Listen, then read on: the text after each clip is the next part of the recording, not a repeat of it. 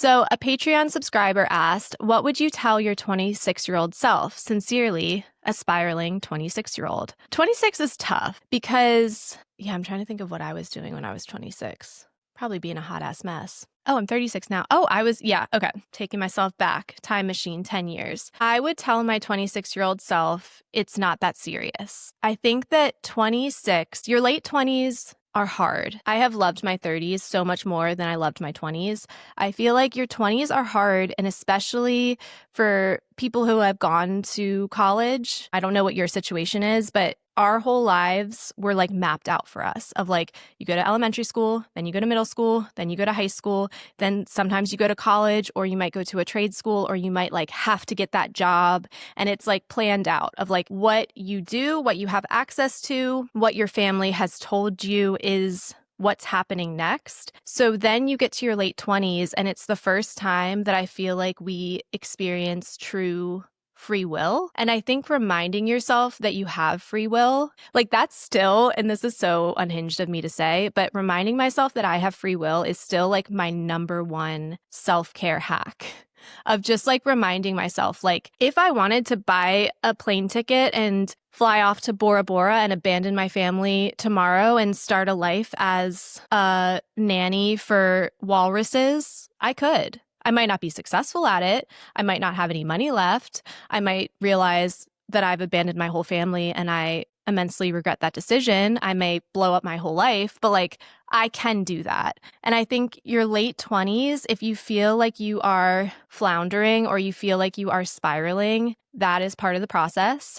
So I think reminding yourself, like most of the things that you are worried about right now, if there's a feeling of like should in it, then chances are, to quote the women of The Bachelor, you're not here for the right reasons, right? So if the stress that you're putting on yourself is coming from a place of should, like I should be doing this, I should have my life together more, or I should have a higher paying job, or I should be in a relationship, or I should be thinking about kids. Anytime it comes from a place of should, it's not actually what you want. It's what you feel like society or your family or your friends are projecting onto you for what is next. So I think that what's really beautiful about, are you a millennial? Or are you Gen Z? I don't know. I can't do math. I think what's really beautiful, specifically, I think that our cool older cousins, Gen X, started this trend. I think that millennials picked up the torch. And now I am seeing like a coming around of Gen Z of like, oh, we gave you a lot of shit, but you are cringe and you are free. I think the really cool thing about the latest rounds of generations is that we are not adhering to the cookie cutter timeline of things. And I think it's really cool that our generations are accepting that we are all kind of in different phases. And it can be really disorienting. 26 is very disorienting because you have some friends who are still blackout drunk Thursday through Sunday, raging at bars, hooking up with strangers, living their best like post-college life. You have some friends who are like trying to get pregnant on purpose and like buying a home and having a 401k. Now, realistically, I don't know if any millennial has a 401k. And if you do, please consider patreon.com/IamTheCuteOne, because clearly you're rolling in it. What was I saying? Oh, so I think that it is particularly disorienting when your friends are all at different stages, and it can feel like a lot of pressure to be keeping up or to be evaluating like, well, where do I rank in this, or where am I compared to other people? I think there is something to be said about the fortune cookie message of comparison is the thief of joy. I think reminding yourself it's not that serious. And then checking in with yourself and asking, like, what do I want right now? What are the things that are making me happy? Where do I want to focus my attention? What is the next step that I want to go after in my life because I want to go after it and not because somebody is telling me I need to go after it? I feel like I am not somebody who has a lot of regrets.